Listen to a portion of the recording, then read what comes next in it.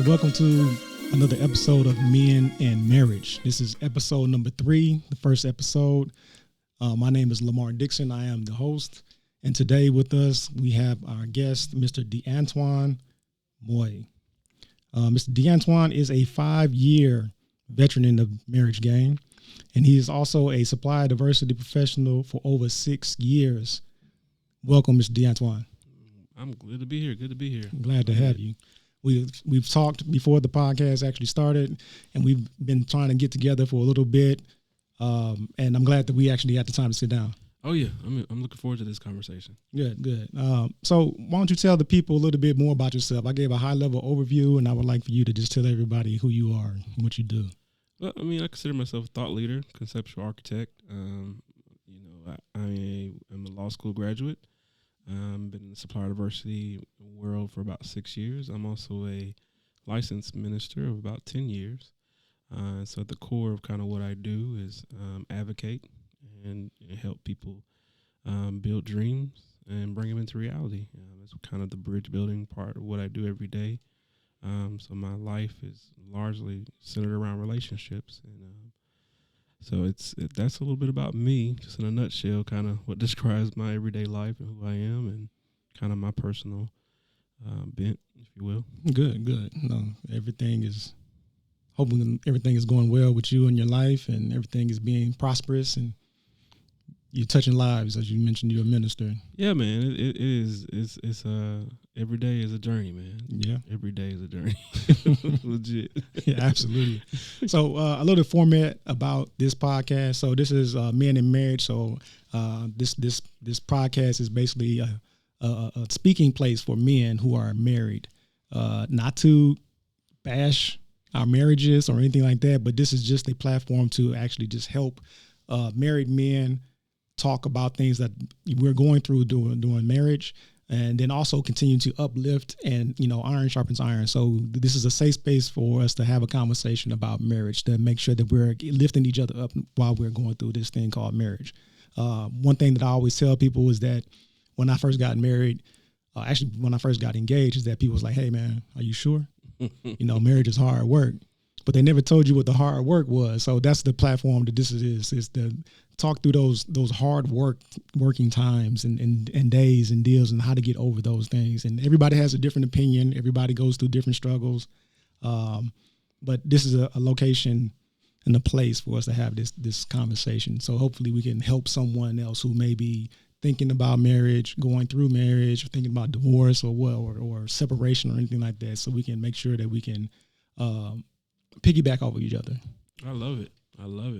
Good. Also, as always, we have 3 questions that we ask every guest. This is season 3, so we have 3 brand new questions coming on this year. So with that being said, are you ready to jump right into it? Let's get it, man. All right. So question number 1. So what legacy do you want you and your wife to leave? I think for us, it's about breaking cycles. We both come from strong families and strong traditions and strong experiences. But one thing we have committed ourselves to doing through our marriage is doing things different. Mm-hmm. Doing things different in such a way that we can leave a multi-generational imprint on our family and on our kids, something that our kids and our kids' kids can enjoy based on the fruit of our labor. So we are constantly talking about how we can position ourselves to own, how we can position ourselves to eradicate debt and the implications of poverty. So the legacy for us is just about leaving a multi-generational imprint that breaks the cycles in our families, that has limited previous generations from having the freedom to live their fullest potential.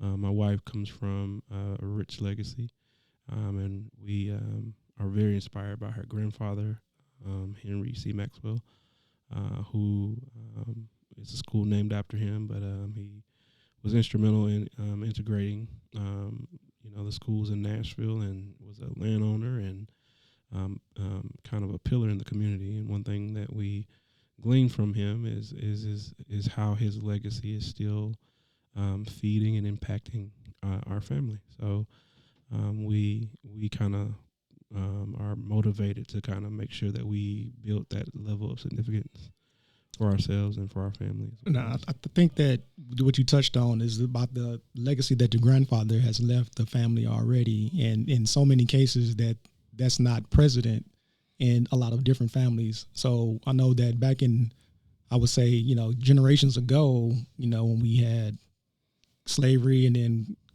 after slavery, then people had land and they started to try to pass that down to other generations, and then the family just started splitting off land and selling it for their own personal gain or whatever that may be. But at least in this case that you're talking about now for your family, is that there's still something that you all are holding on to that can be passed along to you all, and then what you want to do is just make that bigger for your family to come and the generations after you all. Is that yeah it's revitalizing the commitment of the community that where we grew up at. The community, especially where my wife grew up in, is the Providence community, and it was a legacy of Black landowners and entrepreneurs, and the remnants of that was able to still to this day position the kids of those Black farmers and entrepreneurs to make some decisions and be free to do some things that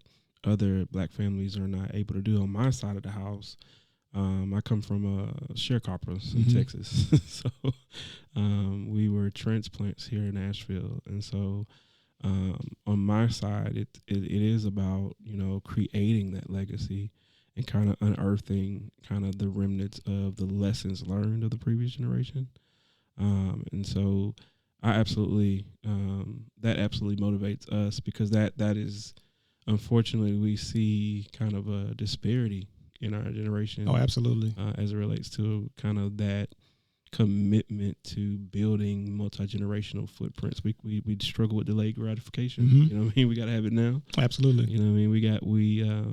We enjoy and value, I think, the status of things instead of the legacy of things. Yeah, you know what I'm saying? 100%. Like 100%. Everybody want the microwave mentality, lifestyle, and I want it now. Right. Not thinking about the old generation. I'm saying the generation that's going to come after you. Right. I know that in my generation, so I'm 43. So the legacy that I hear people talking about is when, let's say I die, right? Do I have a life insurance policy in place to give to my successors, my wife and my child? That's the legacy that has been told to me that I should leave in regards to that manner, which I think is cool. However, what I'm not going to be able to enjoy that because I'm going to be here, right? Right. Yeah. So I would like to have a legacy to, that I can enjoy now, but also leave a legacy for my, my children after me. So that mentality definitely has gotten lost somewhere in between translation between generations. But I do think that there's a cycle of coming back full circle where we are more in tune to try to make sure that we have something to leave for our kids. Yeah, I mean, I see it every day. I mean, I get a chance to talk to entrepreneurs with that mindset every day. Back then it wasn't about the yes, the Cadillac was cool, but I think the standard during that era of her grandfather was all about independence and ownership. True. Because of the fact that they were closer to being robbed of it. They've seen kind of the worst of not being respected in society. We have enjoyed a level of respect to a certain extent. We still have our disparities, of course, but I think we're seeing a resurgence of ownership, or a resurgence of commitment to ownership and legacy building today. But the challenge is, what is the motive behind it? Is legacy building important because of Instagram, or is legacy important because of how we want our kids and our kids' kids to our significance? I have kind of dealt with this term before in my own life, and something I often lean to really kind of check myself when it comes to decision making. It's this concept called eternal significance. You know what I mean? Like, what am I doing to be eternally significant? You know what I'm saying? Like, how do I make a footprint where it's not contingent on my physical presence? You know what I'm saying? It's not contingent on what I have on. It's not contingent on what I'm driving. The essence of what it is or whatever we've built has its own value in life that, you know, not only my kids, but the community can enjoy. You know what I'm saying? So that's where, you know, that's what fuels, you know, our conversations when it comes to centering our marriage, if you will, on kind of what we are aiming to do. Right. And you both have to be on the same page in order to make that happen, of course. Yeah. So I mean, if one of you is thinking about that and somebody else is thinking about, hey, I want it right now, then one person is trying to get theirs now while you're trying to build for the future, and there can cause conflict. But luckily, you all both are on the same page. Yeah, I mean, what fueled the conversation for us was finances. You know what I mean? Like, that's what we came to the table to understand what we wanted to do with our finances, and that's where we kind of discovered both of our passion for legacy building, which is a blessing. You know what I mean? Because it could have went, like I said, it could have went another way. Right. You know what I mean? She could have been like, "Yo, I'm just trying to, you know, I'm trying to floss, you know, I'm trying to," which is not her at all. But because of that, we're able to kind of build a value system on how we approach many different things now, because of that commitment. You know what I mean? So that, but what brought us to the table was finances. Good. Crazy. Yeah. No. I going back to generational legacy, I guess you could say. So for me, in my family, what I can remember is something being passed down was land. From my grandfather and from his father, I guess. So my grandfather on my mother's side family had land. They had 10 plus kids or whatever, and everybody got a piece of land. So that land eventually got passed down to the children. And one day I remember, this was years ago, my mother asked me, "Hey, do you want some of this land? You know, somebody needs to take care of the land or pay taxes on it and stuff like that." And at that time I was younger and I was like, I don't want that land. And plus it was in Macomb, Mississippi, which is like the bottom of Mississippi. And I was like, I'm never going to go down there. I'm not going to take care of it. So I know I don't want it. But now I want land because I see the significance in holding land and passing it down to generation. As you just mentioned, like, even if people who are doing real estate and you know, building homes or buying property and things like that, that's you know, tangible things that you can pass down to your kids, but it also holds value as well. Absolutely. I mean, it you know, if you watch the highest earning individuals in our society, you look at their portfolio, you're going to see a lot of land. It is one of the best, I think, investments you can make, and it's one thing that serves as a great tool for legacy building. My wife's, again, the family experience, I have not experienced that. So I like I said, I come from sharecroppers, and, you know, so inheritance and succession is an aim for me. But I think that rule of thumb, I guess you can say, that can be passed down from generation to generation, that significance got lost in translation from generation to generation. That's the reason why I didn't jump at the opportunity, because all I saw was money that need to be paid for taxes, not the actual value that, hey, Lamar, if you take this land and you sit on it, it's going to be worth some money someday. Right. I mean, you know, and that's largely because of the disparities that have impacted our nuclear families. Like, who would have taught you? You know what I'm saying? Like, you know, who would have had that value system to have that conversation? We, you know, no fault to them. There's so many societal pressures in, you know, where we come from, you know, that bills are so important that I can't even fathom having a conversation about land, because I got enough to pay for bills. Yeah, I'm worried about today. Right. Yeah. How do I even, and the little bit I got, I want to enjoy. You talking about putting it away in land? So, you know, that's, overcoming that is huge. Where you have the mentality to say, this is important, that I'll manicure my life differently to value something that may not, give me an immediate return. You know what I'm saying? Yeah. Yeah. Talking about, what is it? The faith that you're going to hold on to something and hope that something comes of it one day, even if you don't get to see it. Yeah. I mean, you think about how the perspective of faith, how it's transitioned through generations is I think also important. Yeah. Because I may have faith, faith from a previous generation, or for some of our parents may have been faith to pay the bills, not faith to have land. You know what I mean? Like, but as we mature, as there are more opportunities to be made available to some of us, now our faith is, how do I build? I want the faith to build ownership. Right. I want the faith, and that's a new, for me, that's a new landscape. That's a new concept. So I have to have the faith to believe that it's a reality. Right. You know what I mean? Like that, I got to believe that it's possible. Yeah. And it's good that you say that as well, because now that, say for me, now that I'm older, I can see the value in that faith that you just mentioned, but also having the vision to say, hey, I can go get this. It may not be where I want it, but I can still go get it.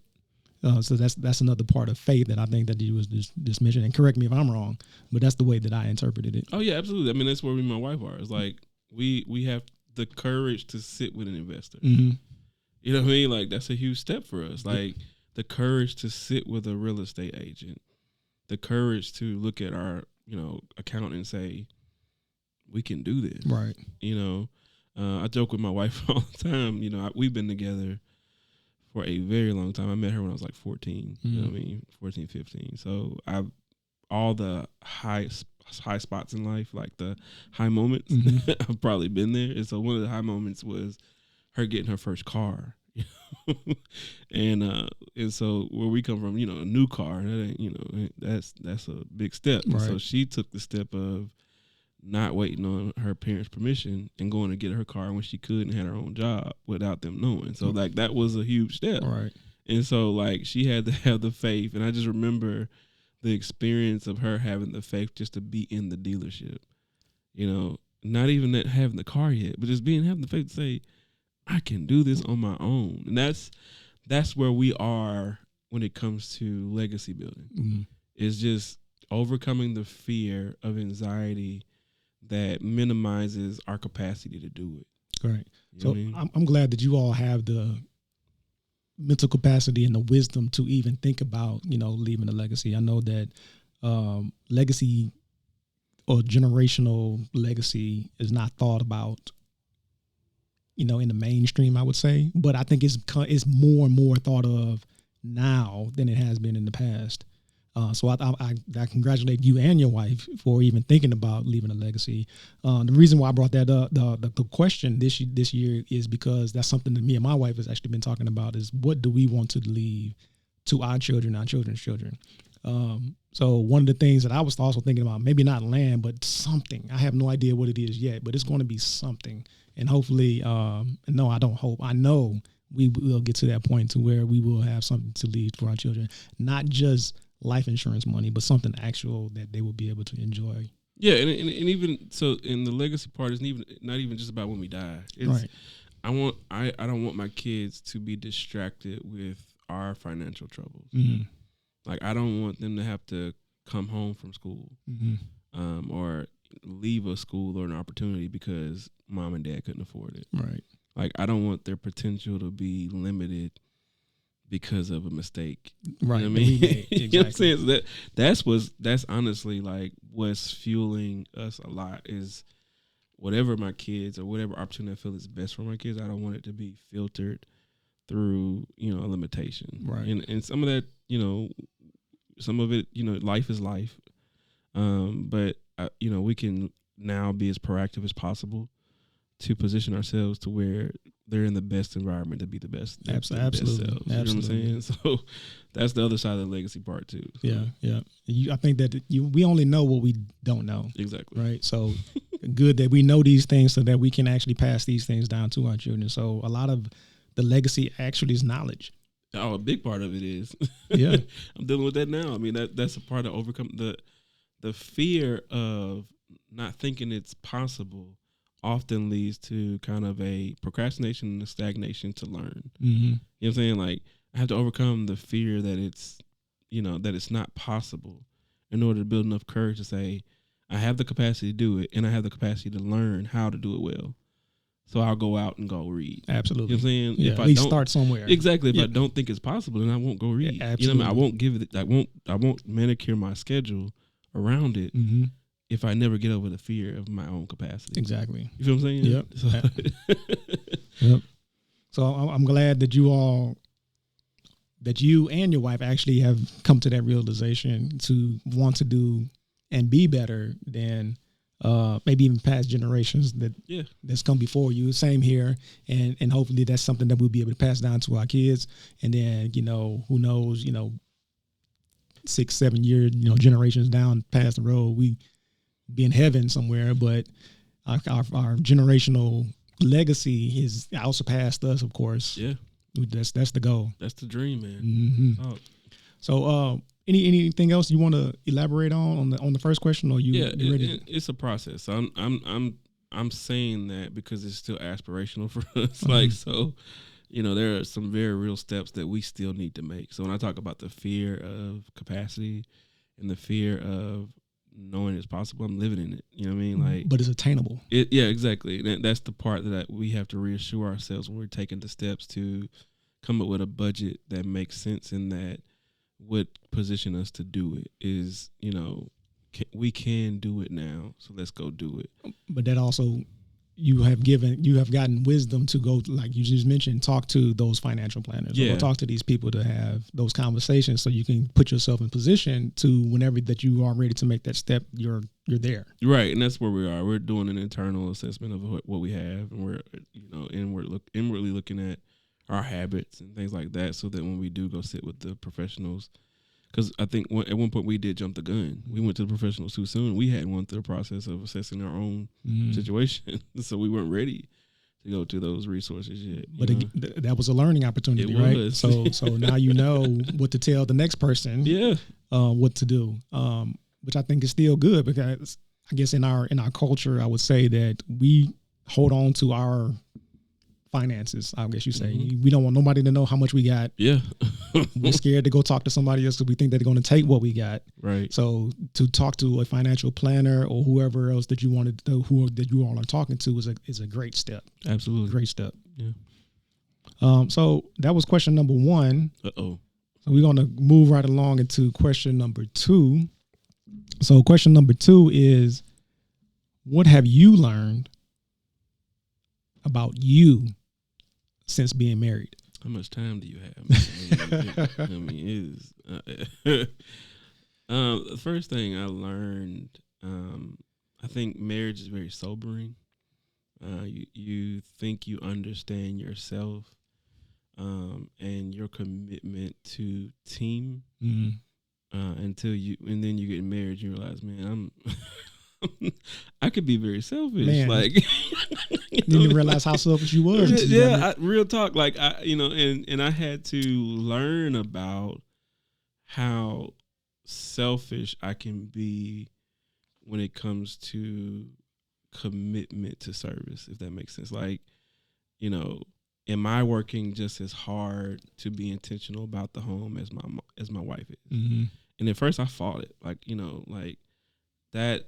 I didn't want to believe that I wasn't as intentional until I really had to check myself and say, are you as committed, or do you still have the mentality of a single man? Right. Like, are you still trying to force your single mentality into this marriage situation? Right. And so I really had to learn selfless service, like, for real, like that. If I had to kind of diagnose my first 5 years, like, selfless, service, and really just sobering reflection of who I am, and kind of how I view commitment, and kind of how intentional I am to another human being and to the home, has been my biggest, that's something I'm probably leaning on every day, You know what I mean? Does that make sense? No. It makes perfect sense because I can echo and say you the exact same thing. Is that when I first got married, me being selfish caused a lot of discussions. I would say. So like you said, you an independent person all the way up until the time that you got married. So for me, I got married at 32. Mm-hmm. So I had 32 years of me being single, and I had 32 years of just me worrying about me. And now that I'm married, I'm worried about, like, when we was engaged and I was dating you. Yeah, I was worried about you, but not to the level of us being in the same house every day, coming home every day. Just the normal life, just sharing the life actually. Right. And it's a wake up call. Yeah, I mean, and you throw in there being married to a black woman. Mm-hmm. You know what I mean? Like, we'll probably get to this later, but one of the things that convicted me is it's gonna sound silly. I'm big into fashion, so that's my going to the mall, the movies is my getaway. That's my thing. And so I went to the mall. I found me a good deal on some shoes. I'm excited. I get home and she like, "Did you think about me?" Right. I'm like, "Where's mine?" Yeah, like, why would I think about it? This is my time, and God had to get me together. Yo, you're married, bro. Like, you do need to be considerate of her issues and be sensitive to her needs at all times. All times. You can't take an off day on that, and that's the part I had to like. I can't, take a break from being sensitive to her needs. Not at all. Not at all. So that's the part I had to really be intentional about, making sure it's not, and it's a science, because there are sometimes you want to be selfish. I think it's okay to be selfish sometimes. I do, but right. For the majority portion of the whole marriage relationship, like, they come first. Exactly, yeah, and that's the part that I had to realize and really just take serious, to make sure that and again, it's not something I'm mastered. I'm still struggling. Mm-hmm. I'm still working through it. I'm still looking at my habits and saying, yo, how can I make this easier for her? How can I be the best support that I can so she can be her best self? Right. Even if it hurts, even if I'm flat tired, what I mean? How can I go that extra mile to position her to be less stressed? You know what I mean? Absolutely. You Absolutely. So and I think that, not to cut you off, being Christian men, I think that one of the things that I've learned here, I guess I would say in the last couple of years, is that exactly what we're talking about. They come first. So being a Christian man, God laid down his life for the church, or for us. So we should lay down our lives for our wife first, because, how much love we have for each other. So yeah, we can be selfish, which is wrong. But I think being selfish a little bit is all right, every now and again, every blue moon. But of course, they come first. So like you just mentioned, no matter how tired you are, no matter what's going on in your life, they come first, no matter what. Mm-hmm. No matter if they're having the best day of their life or the worst day of their life. Yeah, that's the part of marriage that's not taught. Exactly. Marriage not at all selfless service. Like, it's not the glamorous, self-satisfying, and there are parts of it that are fulfilling, absolutely. But the design from a Christian context is all about selflessly giving yourself to someone else. So I think about the Genesis 2 text, like, Adam is broken before Eve arrives. You know what I mean? Like, he breaks Adam. He breaks his rib. Like, the solution for him getting a wife is God says, I got to break you open. And from your brokenness, I build your wife. Right. And so I have to give my body. And, Paul, as you mentioned, extends that narrative in his writings. And when he talks about love your wife as Christ loved the church, what does that mean? Mm-hmm. He dies. Right. At the end of the day, Paul says, you got to die, bro. Like, yeah. And that's a hard concept to think, What? You got to die, man. Like, we're not talking about literal death. We're talking about dying to your own self. Like, right. You have to accept the fact that who you were before is not the same person God is calling you to be in the marriage. There are parts of you that have to die. Like, and that's the part that the first 5 years, I had to learn. I'm still learning about parts of myself that I have to give up to make sure that I'm being the best self, my best self, and part of the marriage. And that is an ongoing process because, you know, their needs evolve too. They evolve. Yeah. So part of the commitment to dying is being committed to learning how they evolve and not being ignorant of it.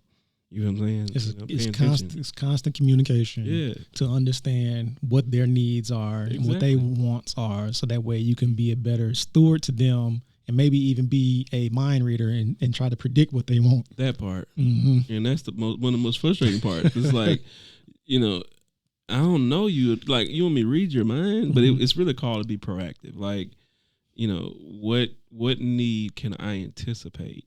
Or that's obvious, can I go ahead and take care of? Right. Like chores around the house. That was, man, you know, because if my stuff is clean, I ain't cleaning up around after no grown person. Like, that's your stuff. Like, you know what I'm saying? You want me to clean up after you? So that was a thing. But then I had to learn to anticipate needs. And, you know, one thing I learned from a cousin of mine is to be kind of like the fireman mentality or the codes. You know, really going through and really walking through an inspection in your home and seeing what's up to code and what's not and what you can handle and what you can take care of, so that that's not an extra burden or cause of an argument. And so my mantra has been, and, you know, about year 3 is, what can I do to maintain peace?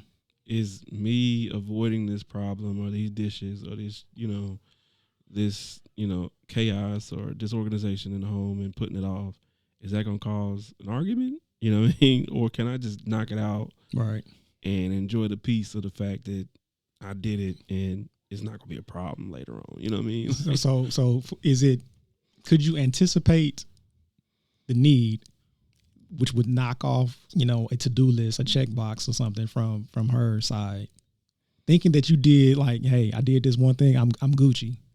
But yet you come to find out, you checked this off, but what about these other 5 things? Oh, no, they're never satisfied. Yeah, okay. So no. Like, listen, you know, you took a piece of the pie off, you know, and that was also frustrating. You're like, if I did this, surely you got to give me some credit. But though I don't know if your wife's like this, they're always thinking. Always, women are always thinking, never about stopping, caring. Like, so I can't. It's hard to compete with that. Like, they're constantly caring, like constantly looking at needs, constantly you know, evaluating what has to be done.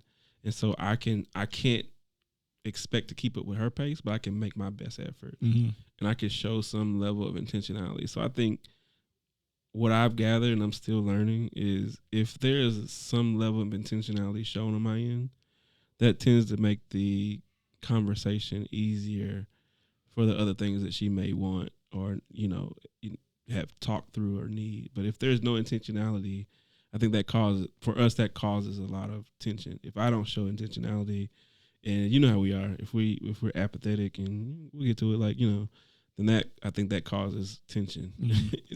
I will say one of the things that I've learned since I've been married, it's now my mantra, and I didn't have this before I got married, which is now basically what you had said, going back to service, is my life is not my life to live. My life is for me to serve other people. So that meaning my wife, my daughter, and everybody else that's around me. So service, going back to what you mentioned, is a very big part of marriage, if not the part of marriage, because you're, like you said, mentioned about dying of yourself, you know, just basically putting yourself on the back burner to service your family and your whoever else that you're supposed to be, you know, taking care of at that moment. So that is my mantra: is my life is not mine. My life is to serve other people. Yeah, I mean, and I don't want anybody to misinterpret what we're saying. I think the grace that in that, from a Christian context, is that God honors that, and so God makes space for your own development and your own self-care and growth in that. So for me, in my experience, is the more I commit to selflessness, the more God commits to creating space for self-care. Does that make sense? I hear what you're saying. I do. It makes sense. However, as you mentioned earlier, we're married to a couple of black women. Yeah. So it's hard to give yourself, and I'm not women bashing at all. They'll take what you're giving, and then they'll keep taking. And I'm only speaking for myself. So, for example, it's like my wife does pageants and modeling and things like that. So I call myself being a good husband and being the support. But then after one thing, then there's another thing. And after I get done with that, then there's another thing. So I feel, and I had to check myself. So my the things that I've learned about myself is I was selfish and jealous. Those are the two things that I've learned about myself since being married. And the jealousy part just came up within the last year. So I've been married going on, it's been 9 years, and I just learned about that about myself this past year, being jealous. And and the jealousy part is because she is a self-driven person, and I created, and the Lord, he helped me create this space for her to do her and for me to support her. But yet, while I've given her that space to do all of these things, then all of these accolades and things have come along, and I'm like, well, what about me? And that's where the jealousy had creeped in. And I just found that out about myself. Yeah, I mean, I struggle with it too. For me, I think what I've noticed is the intentionality and the selflessness creates an empathy on her part for me. And so if she sees me going hard and being selfless, it has created opportunities for conversation where she becomes empathetic and says, oh, okay, you need your space here. And I can respect that because you gave this level of intentionality in this area, so I can respectfully give you the boundary in this area. Right. If I had it inverse, I said, for a good part of marriage, I had it, you got to earn my selflessness. Like, you know what I mean? Like, I'm not going to give you selflessness if you don't respect my boundaries. Like, I'm not going to give you that automatically. And God was like, no. Yep, that's not the way it goes. Not the way it goes. Like, you have to show some level of intentionality. So the cool and the challenging part about being called to the ministry is that God also uses the marriage to teach you about ministry.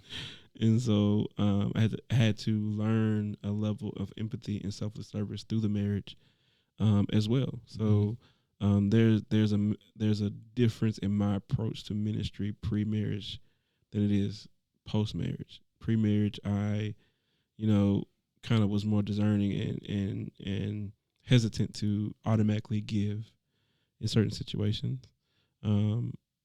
Post-marriage, I am more encouraged to give and serve first and learn from the service opportunity, because I believe the service opportunity creates a space for understanding and transparency and growth. So if I commit to something that I feel like God has called me to, and I choose to serve in that moment, God will use that service opportunity to reveal something about ministry that will help me grow.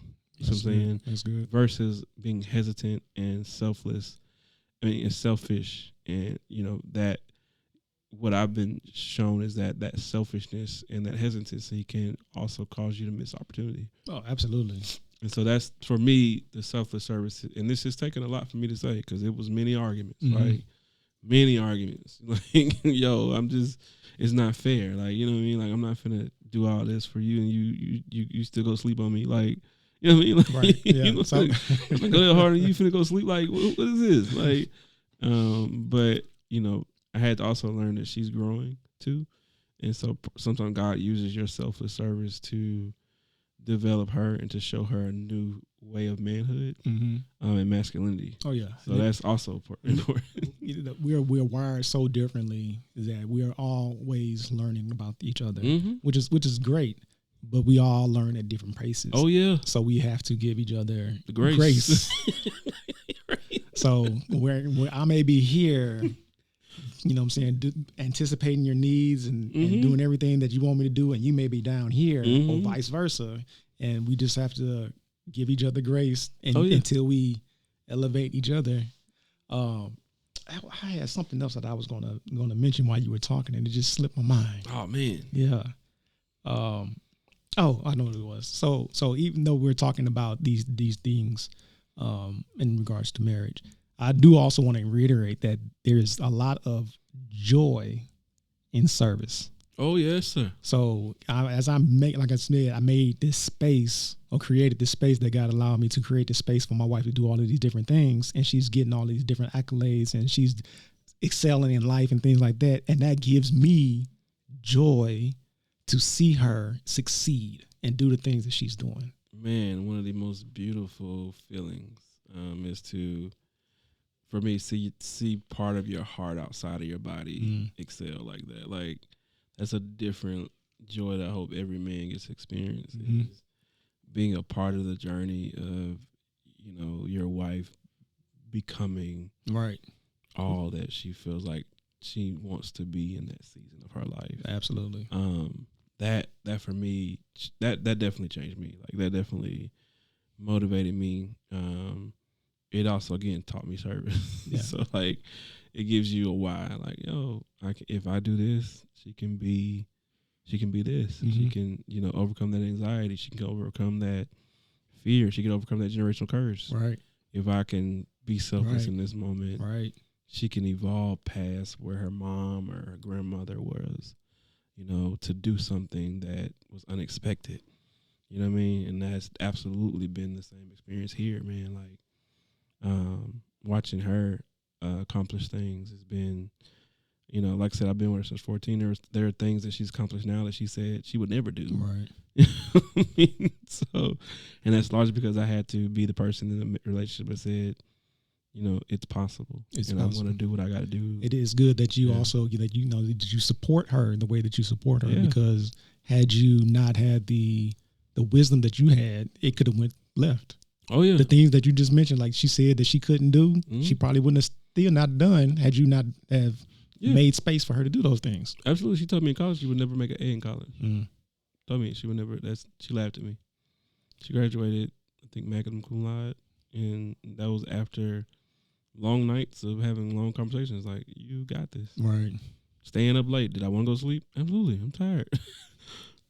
But being selfless in that moment, help her see parts of herself that I don't know if she would have saw. I don't know, but I know I contributed right to kind of that evolution of herself.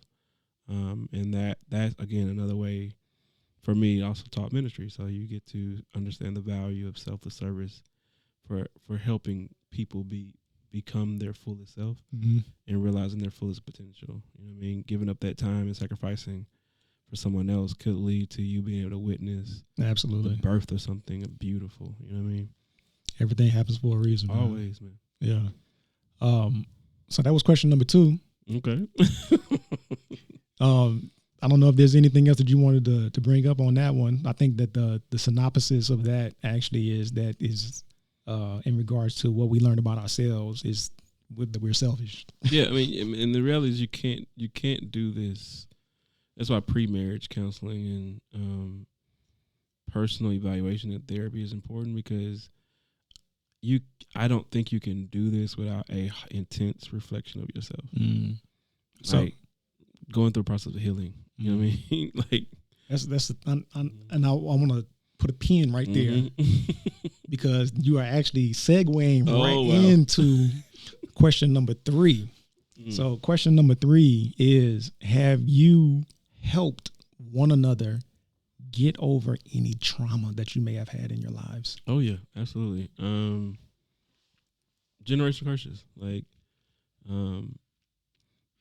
the front door of generational curses in our lives was kind of dealing with the capacity of our parents. And I love them. I love my in-laws. I love my parents. But the reality is, part of growing up is you're exposed to cycles. You know what I mean? Like, and limitations that force you to kind of grow up. You know what I mean? Like, force you to deal with your money different. Right. And so we had to really lean on each other at an early age as it relates to being different with our money and being different with our decisions Because college, I was first generation, so going into a professional landscape, you know, embracing the possibility to be better, to go to postgraduate studies, to do things like that, required us to overcome a lot of trauma as it relates to our own family history. You know what I'm saying? And the own challenges as it relates to not having many people around us that could give us a blueprint for where we were going. Right. You know what I'm saying? We didn't have a whole lot of people that we can look to the left and right and say, how'd you do that? You know what I mean? Like in your family. You know what I mean? Like, and so that came with a lot of real tough days and car breaking down and eating ramen noodles and dreaming about being able to go get your groceries and all that good stuff. Like we did that. Like, but I wouldn't take anything back, man. Like those are some of the best. I know those are growing. Yeah, man. That's how you grow, man. I cherish those moments because we just really made the best out of it. You know what I mean? We just did what we had to do. Sometimes it was just me and her. Like, you had nobody else would understand. Like, and we just had to really help each other grow up. Right. You know what I'm saying? Like, and so that's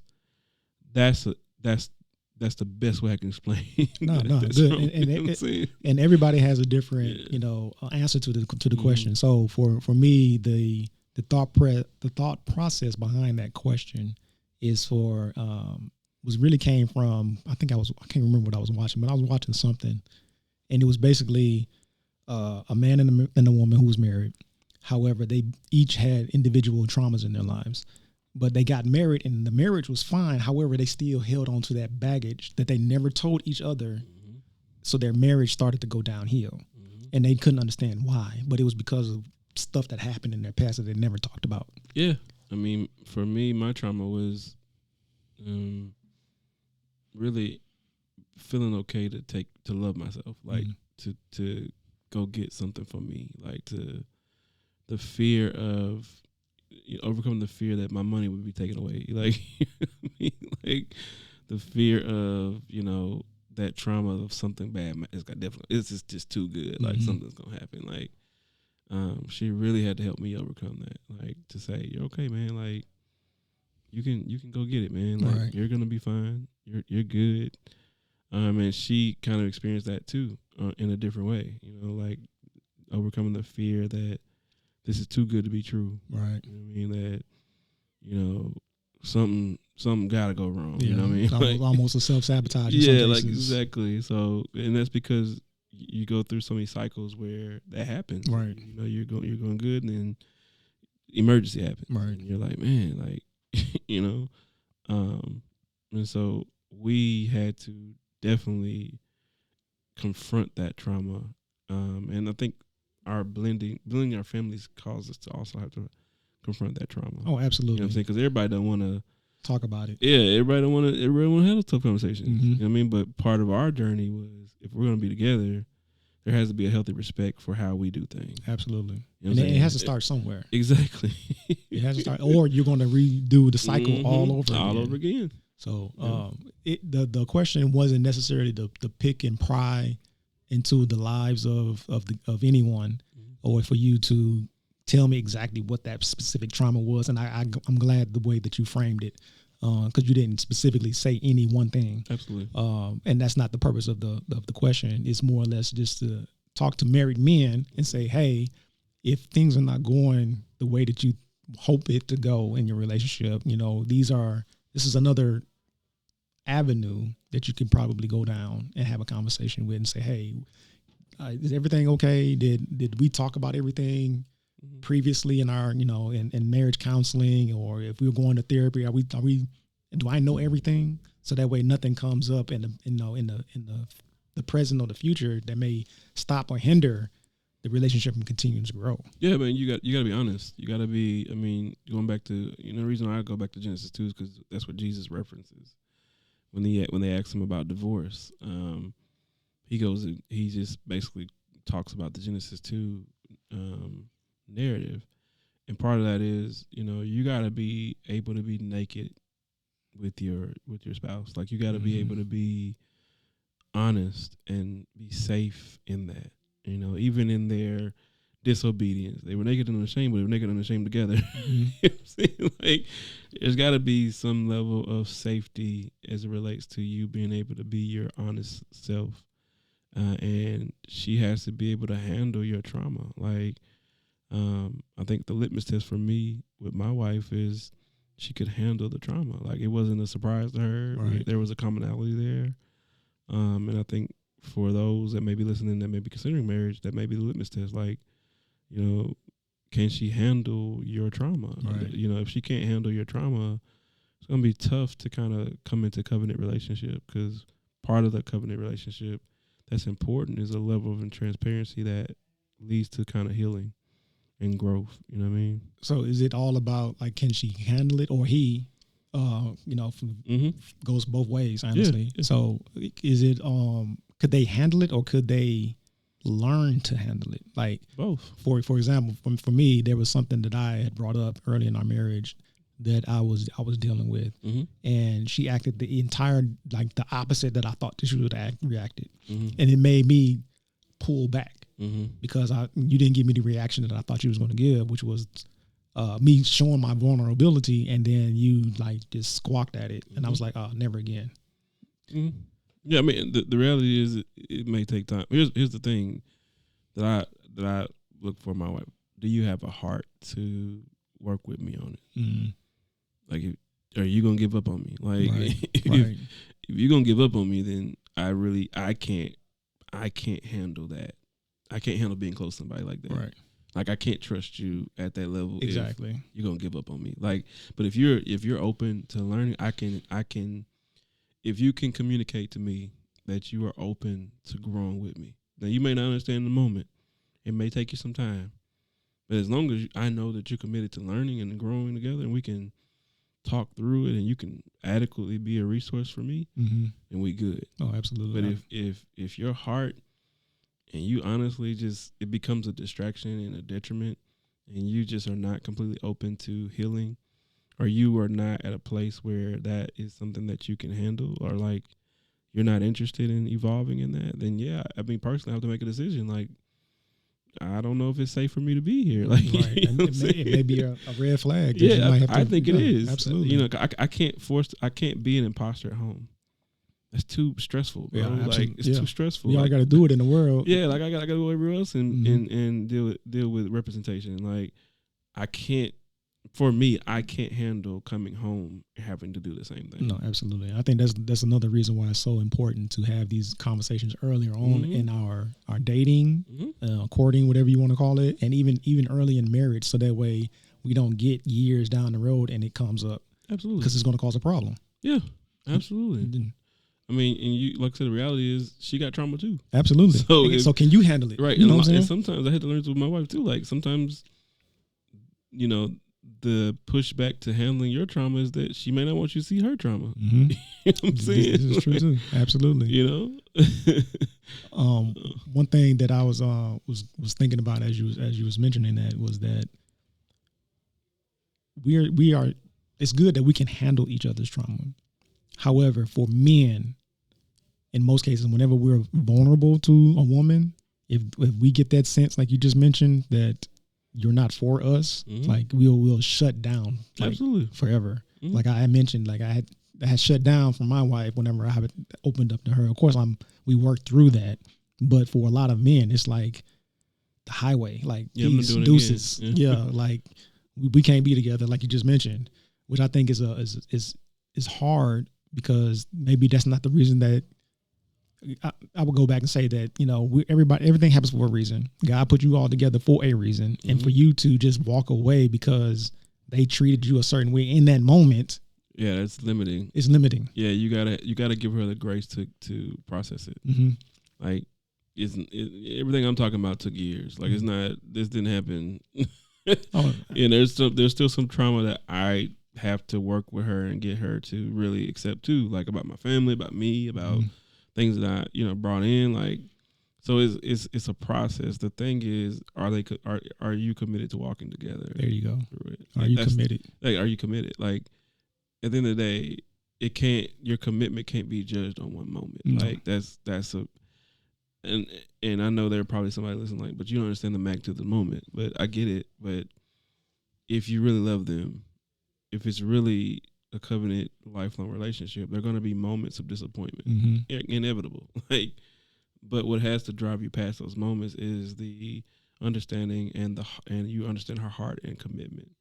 That she may react in that moment, but if you love her, give her the grace to come back and have a larger conversation and really see the opportunity and why she reacted. Right. Because sometimes the reaction is actually a clue to another trauma about her that you didn't know. Absolutely. You know what I'm saying? Man, communication is the key to marriage, it's huge, bro. Like, I ain't gonna lie to you. And it's not, I know there's an age-old kind of mantra that I don't know if I subscribe to. Don't go to bed angry. You heard that? Yeah.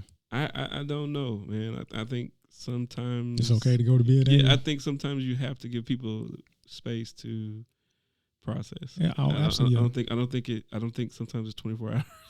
You know what I'm saying? Like, but I get the reason why, because we may go to bed angry, processing whatever it is that we're processing, but one of us may not wake up in the morning. That's true. That's true. Now that's a real thing, and I keep that in mind. Now I will say, in practice, in our marriages, don't go to bed without at least a conversation. At the end of the day, let's have a conversation. We may not resolve it tonight, but at least I think that would be better. That's better. At least we had a conversation. Silence is detrimental, though. Right. Absolutely. And as men, we have to understand that. Like, you want to destroy your marriage, if you want to end it, get quiet.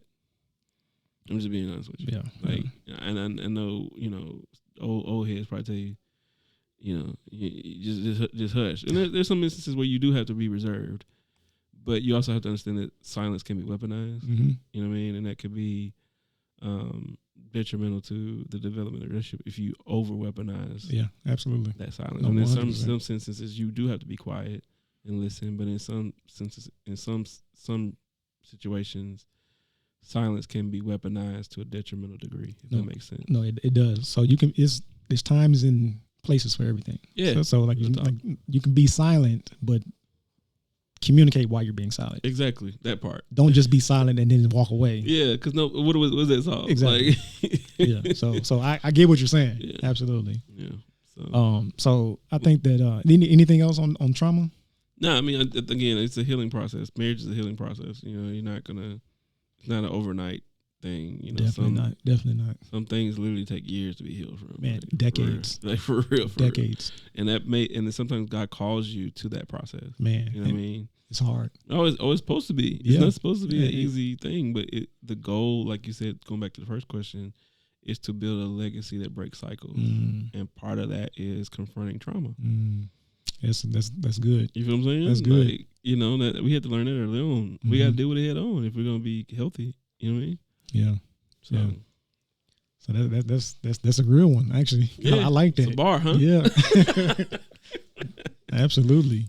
So yeah, that was our 3 questions that we got through. I know we're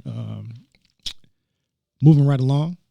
So anything else on those first 3 questions you want to tackle? No, I think we're good. I feel pretty good about it. Yeah. All right, cool. And again, everybody's answers to all 3 of these questions are different. Even my answers would be different, from episode to episode. So there's no right or wrong answer to any one of these questions. We're just trying to help give some tools that you can use. So what I want to do now is basically just open up the floor. Any questions or comments or things that you want to talk about right now. I want to give you the opportunity to actually, ask me some questions or anything that's on your mind. I think going back to communication, how did you adjust to how your wife dealt with conflict?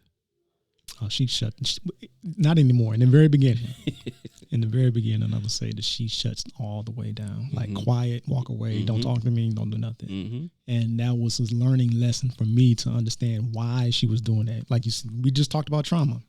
So something in her past made her do that.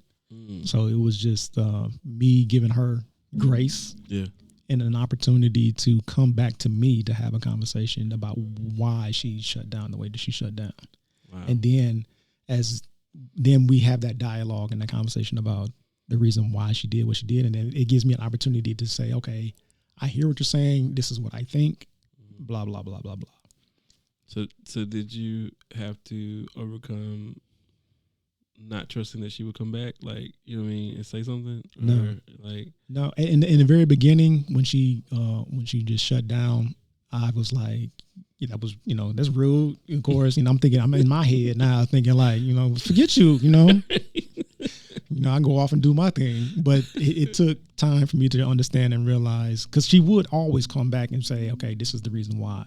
But it took time for me to understand that me acting the way that I was acting did not help her want to open up to me. So you have to allow her to go through whatever it is that she's going through in her head. Maybe it's to formulate how she wants to present it to you, or maybe even for her to rethink about whatever it is. So, but she always came back to me and we discussed it and talked about it. So it was a learning opportunity for me, not for her. It was a learning opportunity for me to give her that space in order for me to present or open up a space for her to come talk to me, a safe space for her to come talk to me. Does that make sense? Oh, it makes perfect sense.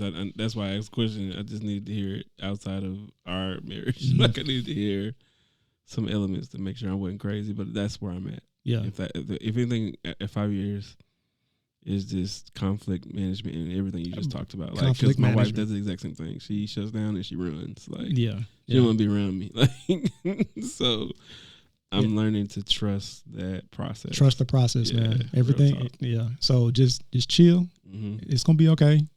She'll come back, and when she do, open arms. There it is. See, that's what I got. That's the only question I got. So that's what I came to the podcast with right there. And I know I'm not the only one. So I hope that helps somebody. Absolutely not. Yeah, I think that this is, again, men talking to men about marriage, because in my opinion, nobody really prepared us for the everyday battles, right? Wars, fights, but also the joys and the love that we get from this. Nobody told us about that either. Right. My assumption of marriage when I got married was that I would have the type of marriage that, like, I was picking bits and pieces from everybody else's marriage that I saw. So if my parents been married for, about at that time, it was 32 years. They got married for 32. They was married for 32 years. Okay, I want a longevity type marriage. But then I want to have the marriage like my aunt and uncle had, because they was always, together going out on trips and stuff like that. So I want to do that. So I'm going to pick that out of their marriage, and I'm going to pick this from these people that I know. And then I'm going to bring this to my marriage, and it doesn't work like that. It doesn't at all. That's so true. I went into the exact same thing. My grandparents, both sets were married for a long time. Parents married for a long time. High school sweethearts. So I literally thought, I'm going to just cherry pick from, and I learned it's, it's a totally different ball game. You can't do that. You can you can do it if you want to, and then fall flat on your face. It won't fit. Yeah, exactly. Yeah, everybody's marriage is different. Everybody's marriage is custom tailored to them. Right. And you just have to understand how to make it work. Man, that's all I got. I'm good. That's what I had. That's I would say, give yourself grace. My final thought, I guess, comment, I guess, is give yourself grace to learn. You're not going to get it right every day. As men, we want to be perfect. We want to be strong. But I think for me, I've learned that there are spaces in life where you have to literally give yourself grace to learn and evolve. And that may require you to learn from a mess up. And so that's where, if anything, I can encourage somebody, don't beat yourself up. And don't put so much pressure on yourself. I think society does not give black men grace to learn. I think there's a one and done. Yeah, like there's a pressure on men, not just black men, but men in general, to be perfect, and it is not fair. I think it causes a lot of us anxiety when we fall short and we don't know how to deal with our shortcomings. So piggybacking off that, I got a question for you now. This is pertaining specifically to black men. What do you think about I understand you saying give ourselves grace and things of that nature, but what do you think about the age-old mentality that's been passed down from generation to generation, saying that, hey, you have to work twice as hard in order for you to even compete in this world? Oh, it's true. I mean, it's unfortunately it is true. So in that being that said, how can you allow yourself grace when you're still trying to fight the uphill battle? Well, the grace is in what you learn, and so here's how I see it. Yes, I have to work twice as hard, but the other side of it is I'm always the underdog, Mm-hmm. and so I have the advantage of being discounted, Mm-hmm. or being undervalued, or being disregarded as a possible competitive threat, if you will. Like that for me gives me an advantage to be in a position to see more than when you can actually perceive me as an actual equal threat. I mean, I'm in a position to be kind of incognito Mm-hmm. in certain situations, which gives me the grace to evolve and to learn and not make the same mistakes as a perceived competitor. So I can work twice as hard because I learned, because you were vulnerable. My competitor was vulnerable in such a way that he didn't know that he was actually giving me the code to, outwork him. Right. You know what I'm saying? So that's a good way to turn it. But yes, the grace is in, it's personal. You know what I mean? The grace cannot be contingent on how other people perceive you, Mm-hmm. because you'll miss the grace of evolution if that grace is, if you're looking for that grace from other people in society. It's not going to come. Right. No, I 100% You know what I'm saying? agree So the with that. grace is really you giving yourself the grace to one accept that, yeah, I'm never going to be, using your mantra, I got to work twice as hard because I'll never be seen as equal. Mm-hmm. I got to accept that. I'm going to walk in a room and the bias is that I don't have the capacity to be brilliant at this. And so I can't expect the grace from other people. It's not going to come. But I have to give myself grace. That is okay. That is okay, so that I can learn how to work twice as hard. Mm-hmm. You know what I'm saying? Does that make sense? No, it makes sense. Like the grace has to come from me. Mm-hmm. Like, because if I'm looking for it to come from other people, I'm going to lose my mind. Mm-hmm. But if I give myself grace and calm down and give myself the capacity to build a formula that allows for me to work twice as hard, or work twice as effective. I wouldn't say hard, but twice as effective. Then you'll find yourself in position to do that in real time. And that's been my career. That's been my professional career. No, that's good stuff. And I think that goes twofold. One being in your professional career, and also in your marriage. Absolutely. That's the reason why I brought that up, is because you're giving yourself grace no matter how often, how long, or how early on you are in your marriage.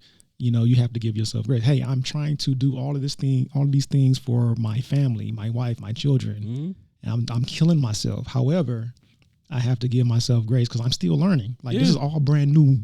There's no manual.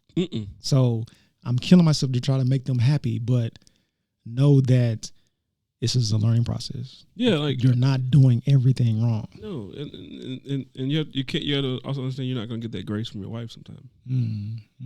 Sober in reality, they're not going to give you that grace. Somebody told me once before that being a husband and sometimes even a father is a thankless job. Yeah, like you gotta get out of that.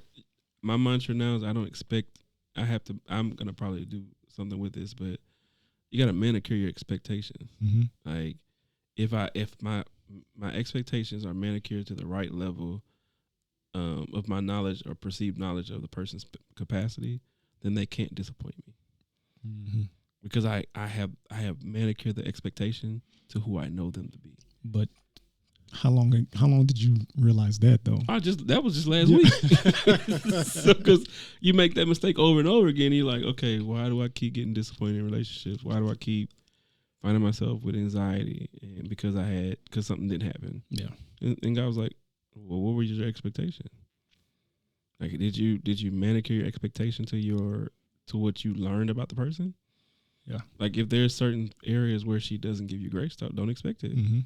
But give yourself the grace to evolve so that you do evolve and pray that one day she notices that evolution. But the reality is it may not come in the timing that you expect it to come. It probably won't. It probably won't. No, it probably won't. But it's good that it, you know what I'm saying, at least you can recognize that you are making those strides. Exactly. And she may even notice them and may not just give you a flat out, hallelujah type, right, thing. exactly. But, you working on yourself. Expectations is a big one. Also, we talked about that one on the previous episode. Also, is about your expectations of the man and the woman coming into the relationship, because you were two individual people who were happy before you got married, and then you get married and you expect certain things. Again, going back to me cherry picking people that I've seen in my past, thinking that my marriage was going to work like that because that was my expectation, and it did not work like that, and you get frustrated, and then you start to get upset and mad at the whole situation, and now you're fighting and fussing at each other, and the real reason why is because you were expecting to have a home like you saw on TV or in somebody else's life. Yeah, different context. Yeah, and context is important. Absolutely. And I learned, I have learned that the relationships that you cherry pick from, you may not know the whole story. You don't know the whole story. 100% you don't know. It's just not wise to take what you thought you knew about it and try to imply the expectation on your own marriage, because you don't know the context of where they came from. Hence the reason for this podcast. Because nobody told you how marriage was going to be when you got married. Nobody. I mean, it ain't in that fine print. Yeah. Yeah. It looks good on Instagram. Oh, yeah. The pictures in there. The trailer. Yeah. Oh, you killed it. Man. But after that trailer's done, you go back to the house. You don't see them together. That first year, after the first, 3-4 months, and here we go. Man. That's what you got to get ready for. Yeah, because he's going to change. And she, absolutely. Yeah, so, yeah. So, Mr. Antwaine, I want to thank you again for coming on to the podcast. Dope. I hope that you enjoyed yourself and that the questions were thought-provoking, and I appreciate the answers that you did give. What I want to do now is just give a little bit more time to you to let the people know your Instagram handles, your Facebook handles, anything that you have going on in the community, or anything that you want to share. Oh, yeah, man. So you can follow me at DDMInspires, DDMInspires on all platforms. On Facebook, it's just my name, Antwaine, but on Instagram, it's DDMInspires. On YouTube, it's DDMInspires. And we got some big things coming, working behind the scenes on developing some consistent inspiration content. So I'm excited about that. And I'm excited about how it rolled out later on this fall and what it'll do. We've been working to be consistent on content and kind of inspiring the timeline. So it's been pretty cool to watch. So if you want to be inspired, you want something different on your timeline, follow me, DDMInspires, and follow. And we promise to do something to inspire your day and your thought when you follow us. Good. Well, again, it's such a pleasure to have you on today's show. Again, this is Men in Marriage. This is season 3. You can also follow us on Instagram and Facebook, Men in Marriage. This is Lamar Dixon. I'm with Mr. Antwaine. And we'll talk to you next time. Peace.